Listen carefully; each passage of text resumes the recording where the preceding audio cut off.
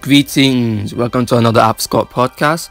This is episode 7 and we're going to talk about the disappearance of African identity.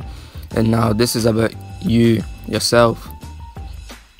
Why we're talking about yourself is because, if you don't make the decision, nothing's going to change. We can blame the media, we can blame the friends, your parents, you can blame everybody else. But even when it's not your fault, it's still your fault. You're the only one who could change stuff. Because you choose who you want to hang around with. Nobody forced you to hang around people who make fun of your African identity. It's you. So you need to make that decision. Am I going to continue hanging around with these people or not? You can't blame your friends all day. Oh, they're saying this about me, they're saying that about me, and then still stay around them.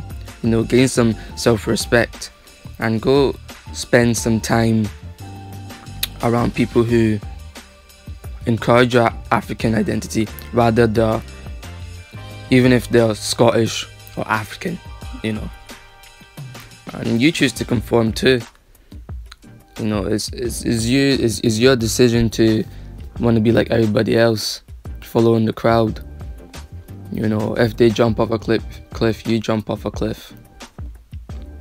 That's your choice. That's why I said, even if it's not your fault, it's still your fault. Only you can change stuff. You get me? For example, when I was growing up in the rough areas in Glasgow, I had to make that decision if I want to still stay around people who pull me down or go around people who pull me up. And it was a long journey, but I had to go through those pains. And that's why I think it's really important to learn how to be comfortable being alone. A lot of people struggle with this, being comfortable being alone and being in a space where it's just them. If you can't go into a restaurant or anywhere by yourself, there's a huge problem there. And this comes from self-esteem, liking yourself.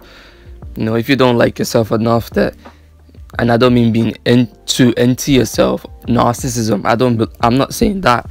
I'm saying liking yourself enough that you don't need a group of people around you to feel, to feel confident, or to feel that you're strong, or to feel safe.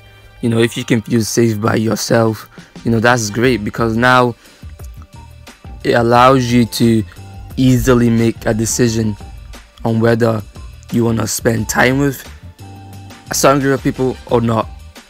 So it slowly builds your self-respect in that area.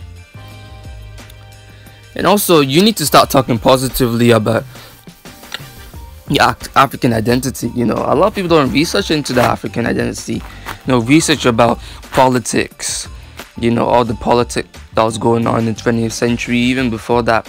Research about the kings, our culture, the food we eat, the clothes we wear, the patterns on them, what did they mean, and all the wars that happened, the civil wars, all that stuff. You really get into that type of stuff, which is what I did. That way you kind of know who you are and what Africa is all about. Not just Africa, we're all different in Africa. There's different countries with different cultures, but anywhere that you're from in Africa, research that place, because in a way Africa is really linked up. What went on in this country really affected this place too. Nigeria, Ghana, Egypt, Rwanda, different type of places. But yeah, start talking positively about your African identity. When you're outside, say positive things about it. Don't just pull yourself down. And obviously there's bits that aren't that great. You can talk about those bits, but make sure the positive parts are dominant. And finally, just take action. Because action is the only way things are going to change.